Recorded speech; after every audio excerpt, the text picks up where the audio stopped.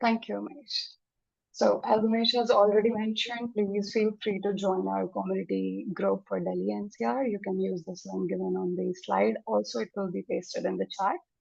Also, you can scan this QR code to access our WhatsApp group to stay updated about the upcoming events, webinar, and also post your queries there.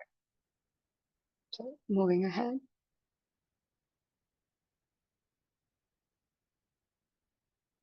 So, welcome everyone to the series of SAP Fiori automation with UiPath.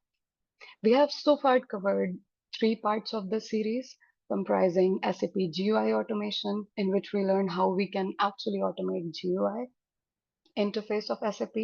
And then we had SAP OData and BAPI automation, where we learned about API key, how it can be used to access the transaction within the SAP itself. And then we had success factors automation, where we learned to deal with the CRM tool and automated steps. So this is part 4 SAP Fiori automation. My name is Shreya Tiwari and I'm an RPA developer in the Silicon Partners. Below mention is my LinkedIn profile link. Please feel free to reach out. It will also be dropped in the chat. Along with me, I have my fellow speaker, Monica. Hello, everyone. Thank you so much for joining the session. Myself, Monica, and I'm an RPA developer at the Silicon Partners. You can connect with me on LinkedIn using the link that is shared with you in the chat.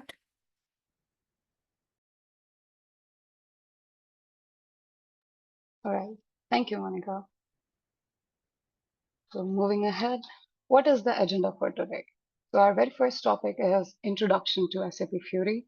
We'll know what SAP Fiori is, what it is all about, how it can be accessed, and also we'll get to know more about its capabilities and its uses, how it is consistent and interactive and also flexible and extensible at the same time, and how it can be used to streamline all the business processes like human resource and finances. Then we'll know how we can automate SAP Fiori platform with the help of UiPath. What packages can be used and what activities do we need to use in order to automate it. Followed by the best practices that will help us to make the code more reliable and scalable. And at the end, we'll have a live demo of the end-to-end working process of sales order. So, introduction to Fiori. What is SAP Fiori basically? SAP Fiori is a web interface design system.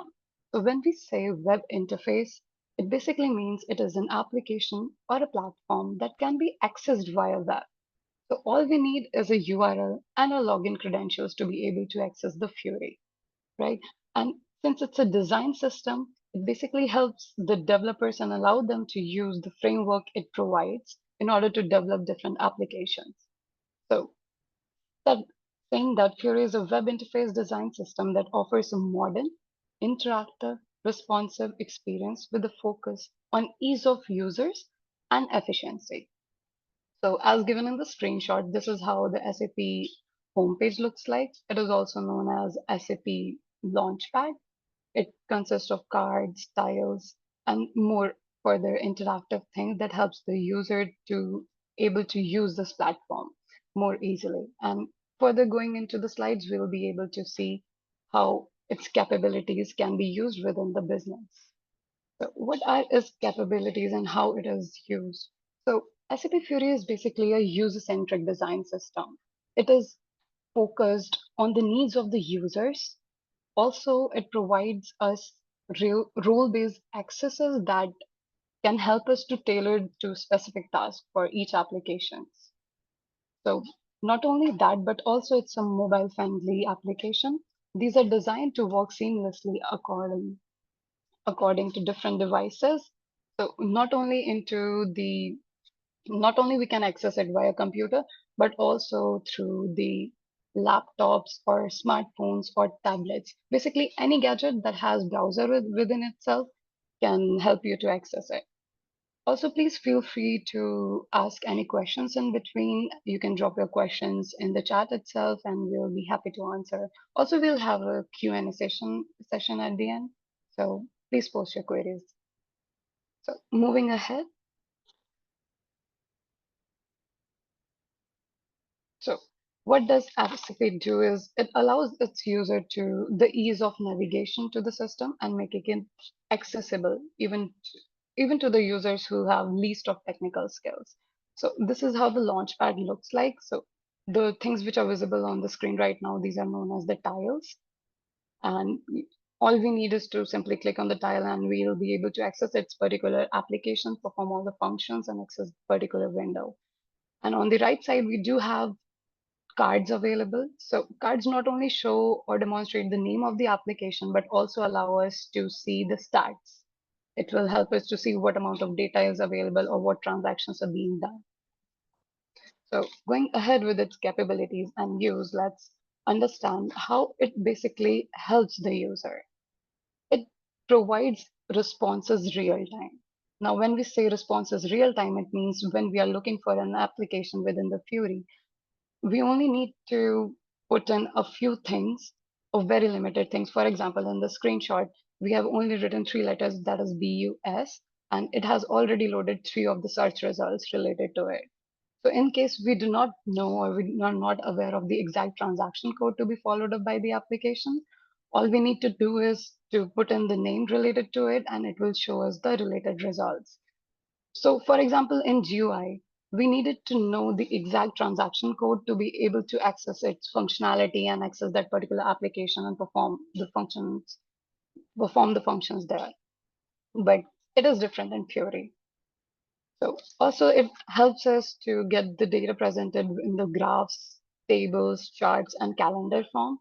Its modern UI design basically has provides cleaner layouts and intuitive navigation and focuses on the key actions and helps us enhancing the overall human experience to deal with this application. So moving ahead, we can also understand, let me show you how SAP Fiori actually looks like. So this is the Fury, and as I explained earlier, this is how the launchpad looks like. Is my screen visible? Okay, just allow me a quick moment. Let me share my screen again. Do let me know once it's visible. Hope it's visible now. Okay, thank you. So moving ahead, this is how the launchpad looks like, and we can access the cards directly from here, or we can perform a search. So for example, I'm not aware of any particular transaction code I need to go into, so I can simply write just some of the word which I'm aware of, like create, or just simply sales. So what it will do is load all the related search here, and all I need to do is to identify the right one, click there, and to be able to access the function. Along with that, allows us to streamline our search just to the apps. So this is called the app finder. It has three different apps: catalog, user menu, and SAP menu that can be used by the users to be able to access it.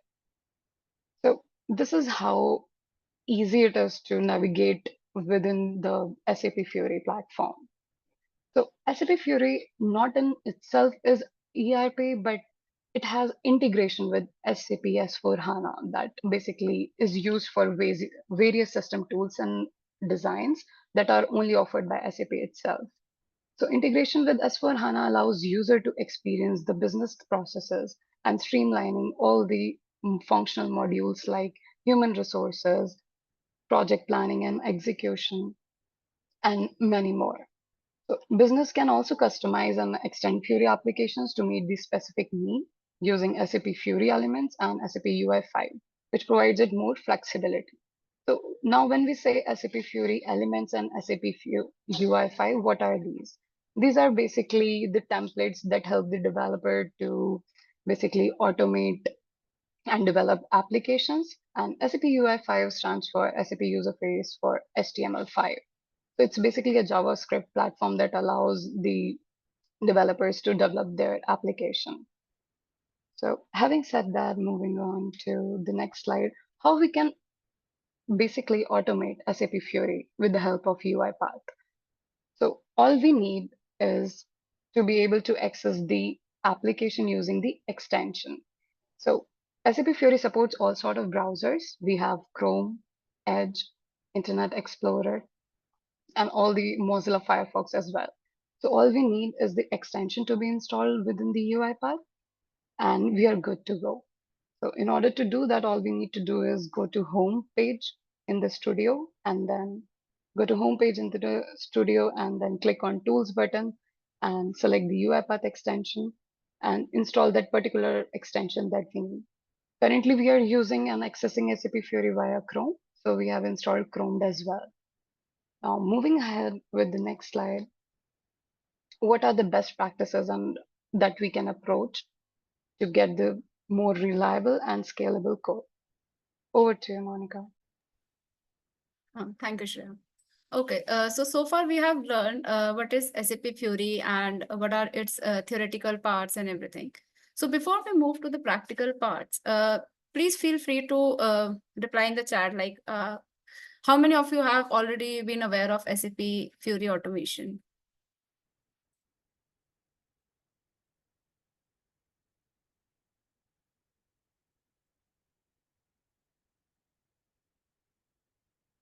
Okay, I see you're not aware. Oh, no worries.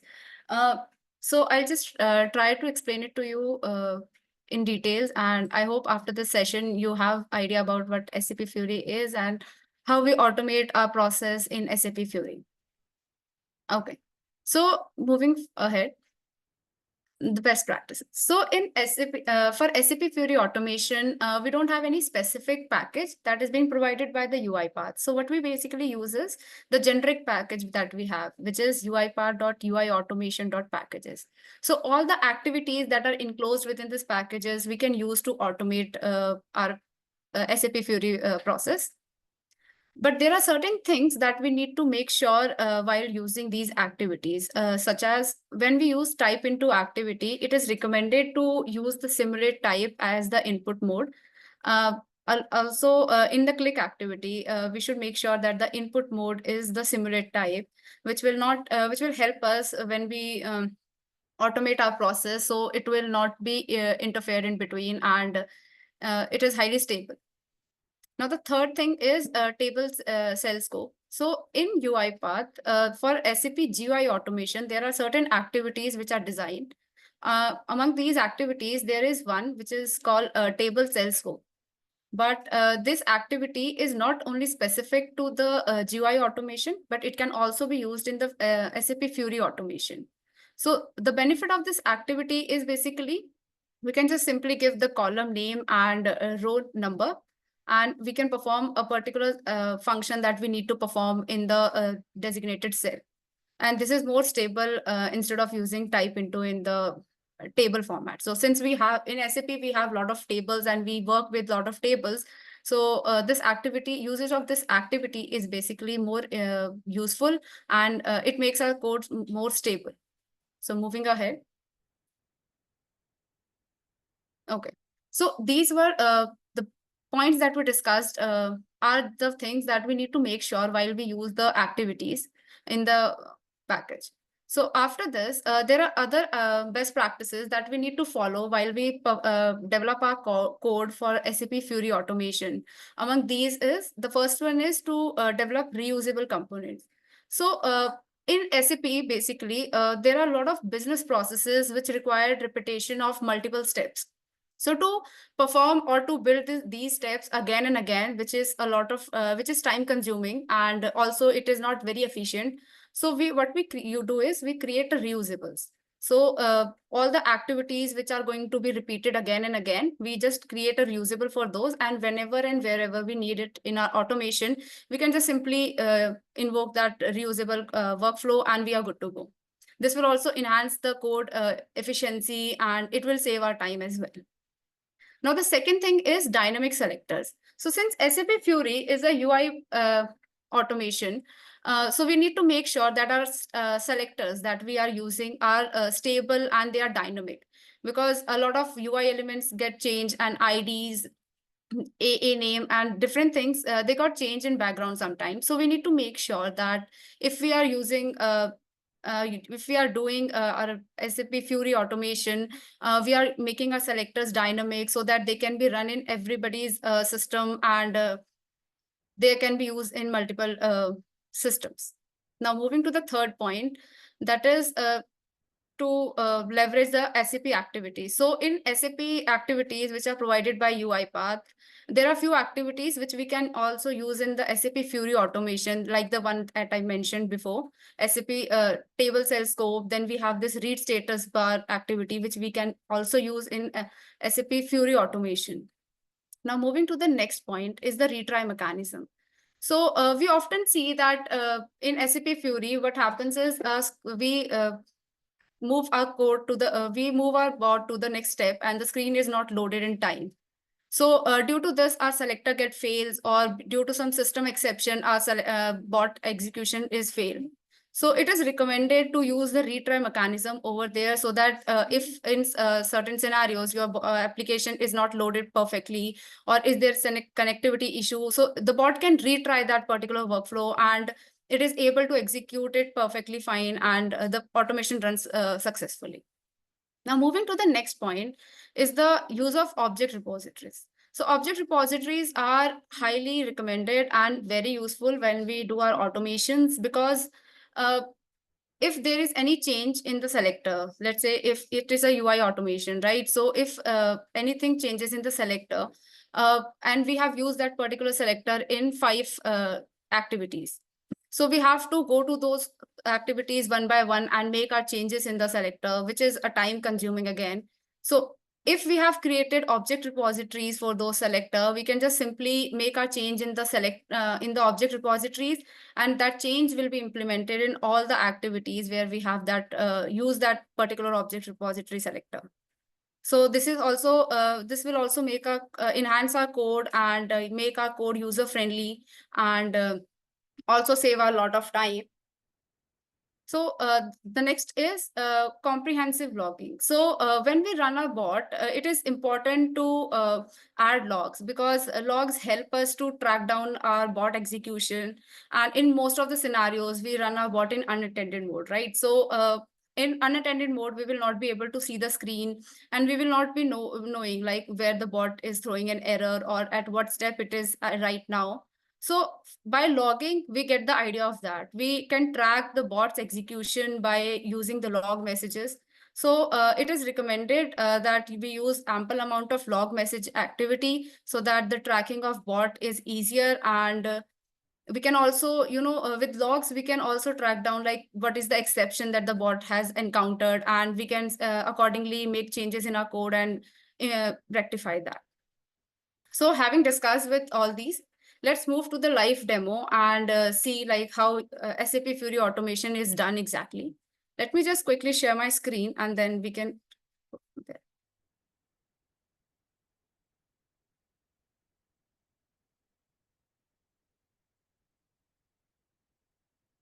Okay. So this is my studio, and I have developed a order to cash process. This is in RE framework. So I'll just walk you through the steps of all the SAP Fiori automation in order to cash process, and then I'll just run the bot for you to see the execution. Okay, so first we'll just go through the initialization.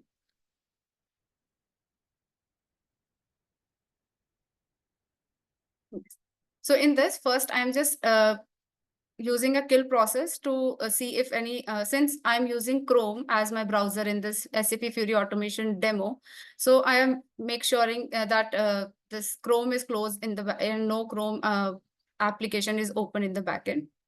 After that, I'm just reading the config file where I have stored all my credentials and assets and constant values. Once the config file is read by the bot, it will move ahead. And in the init all application,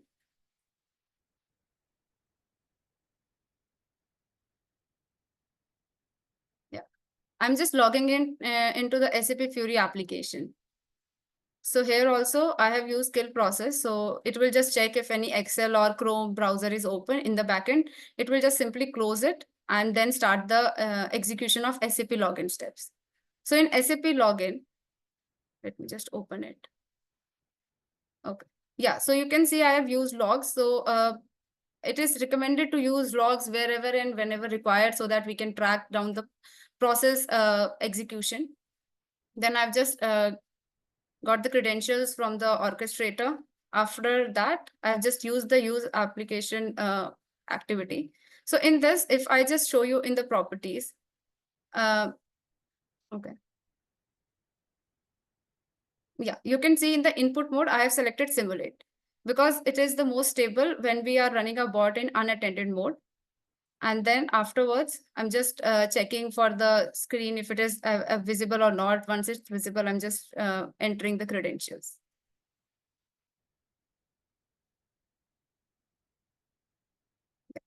So once it's logged in, it will just say this login is complete. So I will be aware of like the login part is done. So once that is done, I'm just reading my input file. So let me just quickly show you. So I have put my input file in the input folder, and I'm getting the inputs in the Excel format from the Excel file. Just open it. It depends on business users to where we will get our input data from. So for this demo purpose, I have used Excel file. Just open it so that I can show you. Yeah. So these are all the column names that will be needed for the Fiori automation process to execute end to end. And I have inputted the values. Okay. So once the input file is read by the bot, it will just throw an log message that the input file has been read. Moving ahead, in the get transaction data, I'm the input file that I've read is passed in the get transaction data. And here it is. Let me just open the workflow. Yes. So here, when we are using our Excel, it in the IODT transaction data is of type data table, right? And this it will just check the condition, and accordingly it will assign a transaction item which is of type data row from the input file that we have read in the initialization step. So once that is done, it will move ahead to the process. Just quickly go there.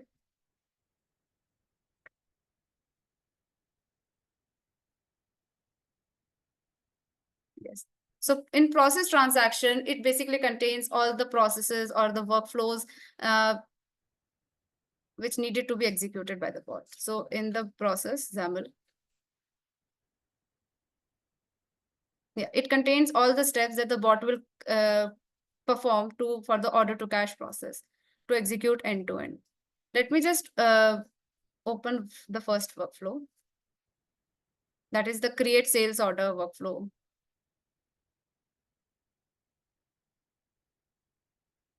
So in this process, we have to open our tile and navigate to the particular transaction code every time we execute a transaction code. So for that, we have created a reusable name navigate to tile from App Finder. So since this step needs to be executed every time we execute a new transaction code, so we have created a reusable for this. So reusables basically is a workflow that we can invoke everywhere, wherever required. So in this reusable, let me just go there. Yeah. So it contains all the steps that were repeated again and again, and we have created a workflow. So whenever we need this, we can just simply invoke this workflow and we are good to go. We don't need to develop these steps again and again. So it will just check for the tiles and any subtext that is written in the below it or not. And accordingly, it will just execute. So we have written down, we have noted and taken care of all the conditions that might occur. And then afterwards, the reusable is being called. We move into the transaction code and execute the steps that needs to be performed. So these steps are usually given by business users, or in our case, it was given by the functional team, and we have executed this. So as you can see, I have entered the logs wherever required. And yeah, let me just now let me just show you a particular selector, like how the selectors are being selected. So yeah, in properties, just okay. In properties, if you see the selector, yes. So this selector says AA name. So we always make sure to use a stable selector.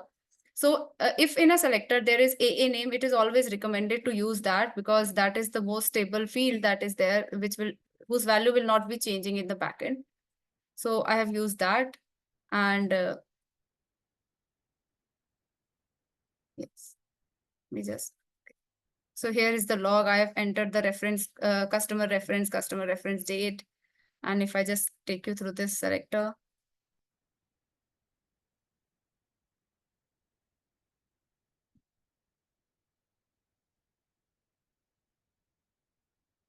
so see, in this, I have to use ID because it was not get selected, right? But in ID, most of the times, what happens is that we have a particular number which get changes every time we log into the Fiori application. So for that, to avoid that, I have used asterisk instead of that number and try and make this selector dynamic. As you can see, I have used asterisk multiple times wherever the number was there. So this is how we can make our selectors dynamic and make sure that these values, if it is changes in the future, it will not affect the functionality of our bot. So once that is done, let me just walk you through the other process. So once this order is created, we have to go to this create outbound delivery.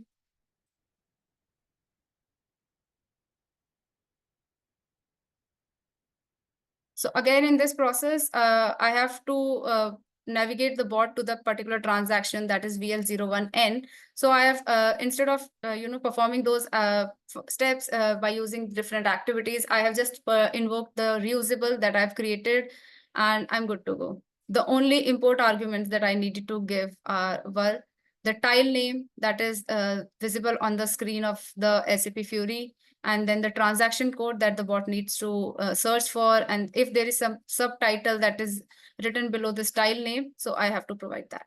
It's just simply 3 arguments, and we can use this reusables wherever required. Apart from that, in the best practices, I have mentioned you about the object repositories. So let me just show you how object repositories look like. So if I just click on this icon, you can see. So this is the object repositories that I have created, object repository, and it contains multiple screens, the screens which I am using. And inside those screens, whatever clicks and type into get text activity that I'm performing, I have created a repo for those selectors. So if in future something changes and I need to make change in the selector, so instead of going to that particular activity, what I can simply do is just open my object repository, click on the selector whose selector needs to be changed, and just right click on it. In this, I can just click on edit descriptor. So once you click on this edit descriptor, you can just simply change your selector value over here.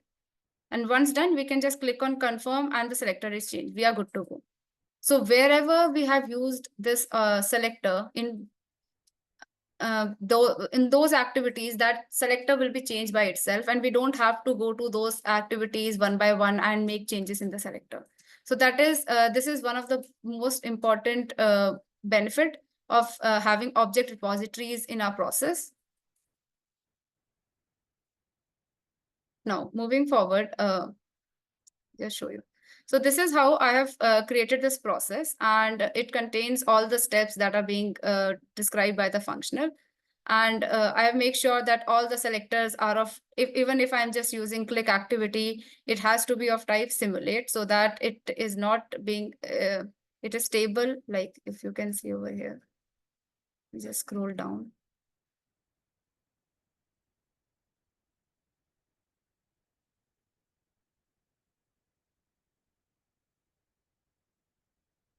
Yeah. So in the input mode, you can see it is same as application or browser. So in the application scope, I have used simulate. So this activity will take a type of simulate by itself. So once this process is done, it will move to the next process. Again, in this process, that is the post good issues, I have to navigate the bot to this VL02N transaction code. So I have again used my reusables, and just in the import arguments, I have to give,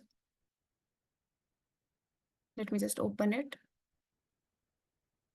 So in the import arguments, I have just given the tile name as change outbound delivery. In the T code, I have used this particular transaction code. And even if in the subtitle, I don't want anything, I just have kept it empty and it will just execute because I have implemented those conditions in the bot. So it will just navigate to that particular screen and it will check for this change outbound delivery screen, if it is visible or not.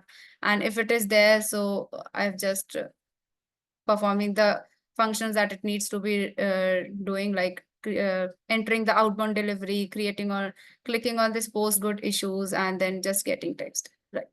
So here I would also like to mention that the status messages that SAP usually displays at the bottom in the status bar, we can get those status by using get text activity, and we can also get those status by using the read status bar activity, like I've done in this particular folder.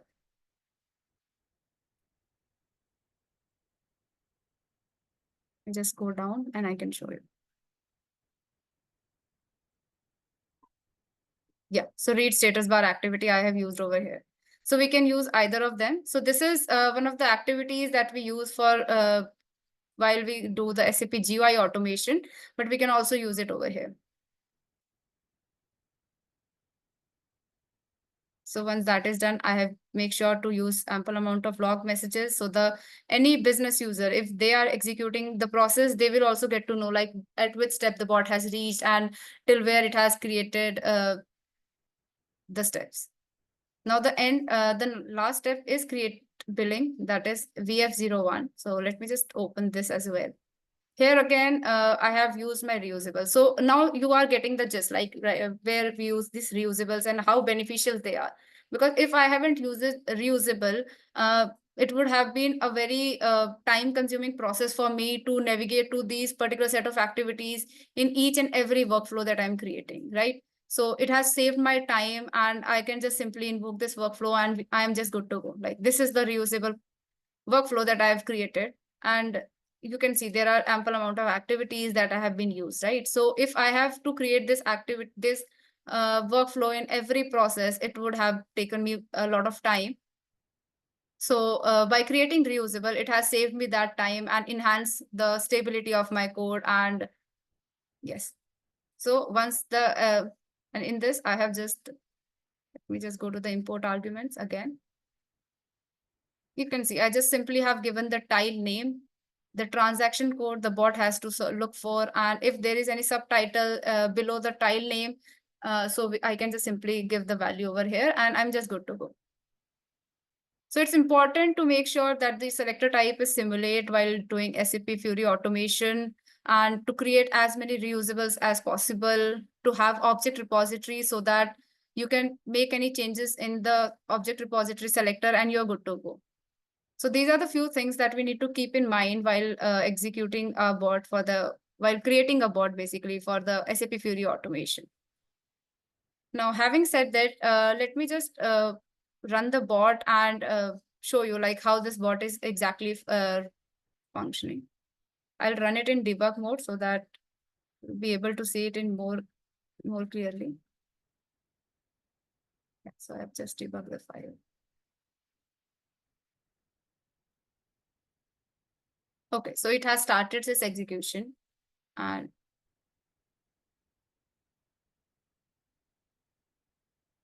so it will first see if any app, Excel or browser is open in the backend. If there is any, it will just close it. Then it will start reading the config file, which contain all my assets and credentials and the constant values that I have used in the process.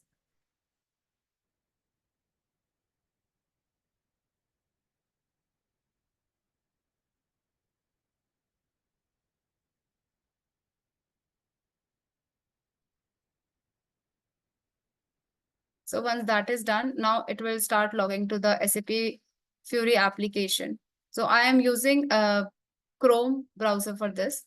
So I have to enable the Chrome extension, as Shreya mentioned in the earlier slides.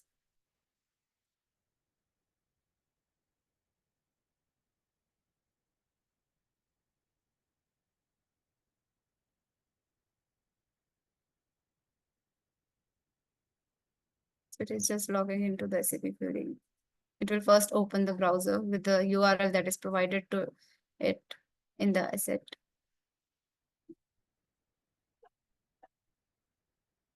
It will simply load it and just start entering the credentials.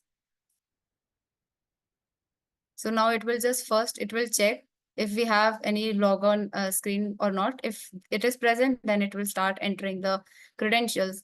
And if it is not there, it will retry it again. So that is the use of having retry mechanism in our process.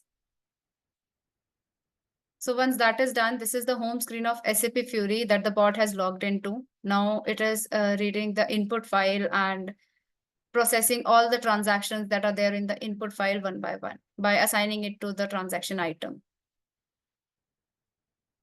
So once that is done, it has started execution its first transaction code. So this is the reusable that I was talking about. So it will just, every time it will just go to this app finder and enter the log transaction code that needs to be executed and select the particular transaction. So once that is done, it will check like create sales document screen is visible or not. So it's important while we're doing UI automation that to use check app state activity so that we are aware like whether the screen is loaded perfectly fine or not. If it is not, we can use the retry mechanism or give a delay, stuff like that. So yeah, it has entered the sold to party, then it will enter customer reference, then customer reference date.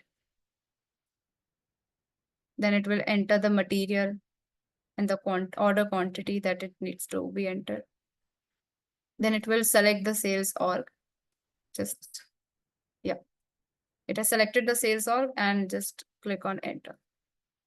So I have highlighted the elements that the bot is clicking so that you are aware like where exactly it is clicking and what is happening in the backend.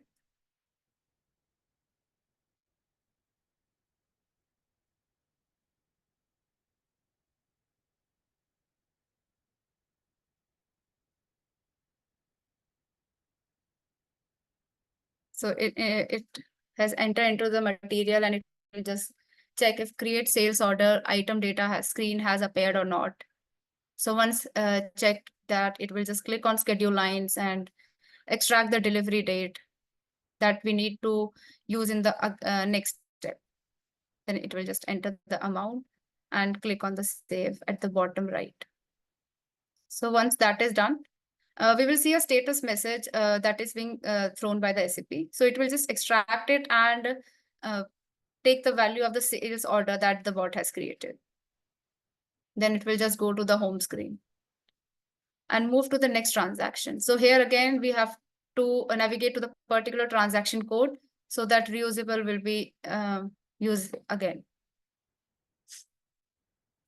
It will just simply go to the app finder and enter the transaction code that needs to be entered. Just click over there. So the next step is create outbound delivery. So it has selected that particular tile. And now it will just check for the screen that it has loaded successfully or not.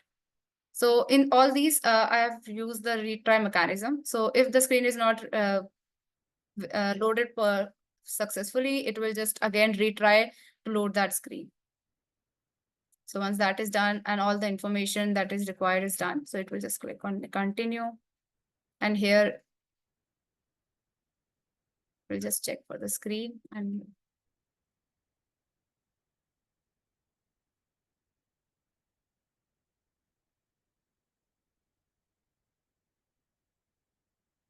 yeah. So we can see that outbound delivery has been created successfully. Again, it will just read the status bar's message and move ahead and move to the third step.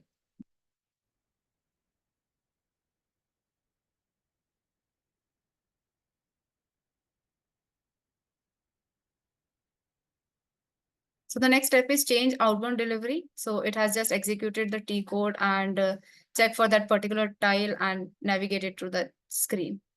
Again, it will check if the screen is loaded successfully or not. Once it is done, it will just enter the outbound delivery that is being created in the previous step and just click on this postcode issues. Then again, read the status bar and navigate the bot to the home screen of SAP Fiori. Now it will execute the last step. So it will just again go to the app finder and execute the particular transaction code that needs to be entered. And for that transaction code, it will just select the tile that we need to select.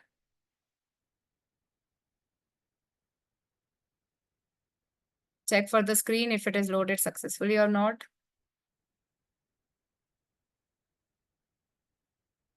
And then it will just navigate it to the home screen. So once all these steps are done, it will just close this SAP Fiori application and yeah, completes its execution.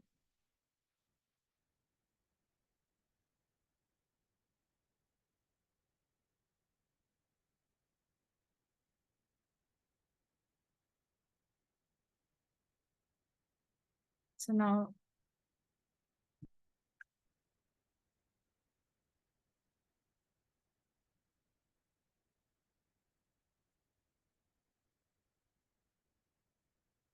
yeah, it has selected the sign out. The pop-up sign out pop-up will appear. And yeah, it has successfully logged off from the SAP Fiori application. If I just take you to the logs, so you can see I have used a lot of logs, and so that it is easier for the user to understand like what is the delivery that was being created during the execution and what was the material number that was being used and everything. So this was all about the process that we have demoed for you. Now moving ahead with the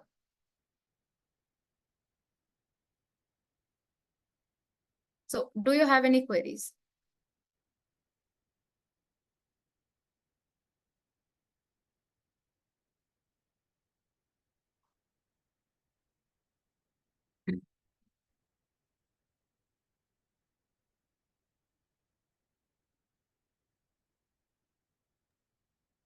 Okay, so if you have any, Feel free to post your queries and questions on chat, and I think all the questions on the chat are already answered. But if you have any other questions regarding SAP Fiori automation or as a SAP automation as a whole, um, this is your platform. This is your chance to ask the questions, and we'll try our best to answer this.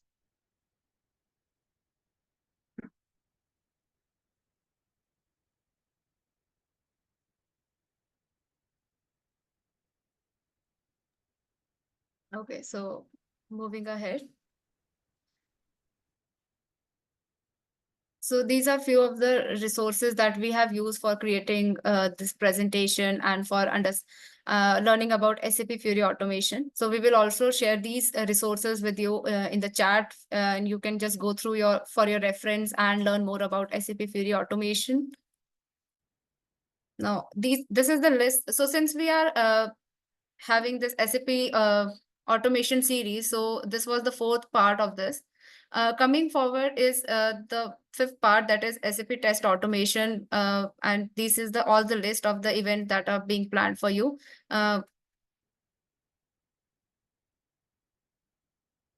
Feel free to register in these events and learn more about SAP automation.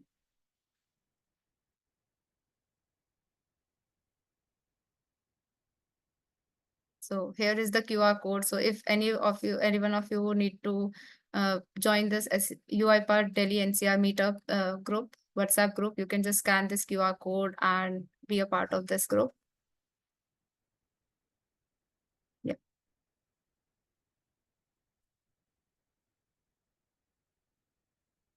Okay, so with this, we have come to an end of this presentation. I hope all your doubts were being answered. And if you have any other queries even after this, you can feel free to reach out to me or Shreya, and we will be happy to discuss it further with you.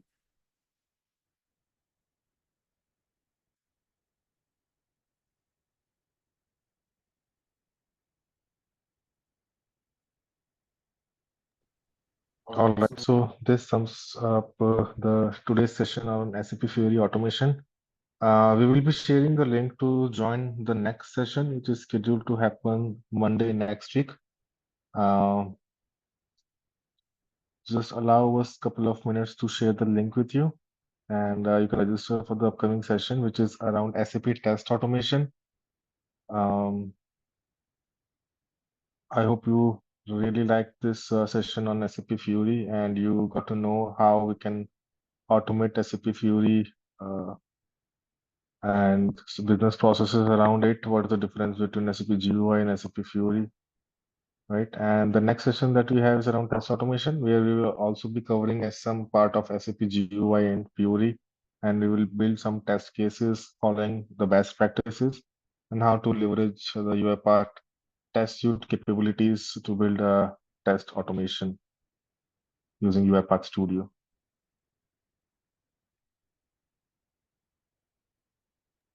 And if anyone of you are interested to be a speaker or you have a good topic to present, so you can reach out to me and Umesh as well. And we can post your session. We can discuss with you what are the session you are going to present. So yeah, that is also possible. So feel free to reach out to me and Umesh. Yeah. Thank you. Okay. We have already shared the LinkedIn profile at the beginning of this session. We'll share it again. So we are happy to connect on LinkedIn in case you have any queries, and we can stay in touch on LinkedIn. So we have shared the link to the next session in the group chat. Feel free to register yourself for the next session. We look forward to see you there, and thank you so much for showing this enthusiasm and support. We'll keep having such sessions.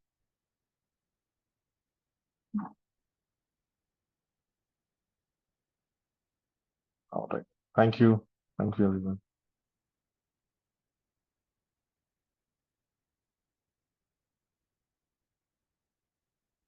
Nice session, Monica and Shreya.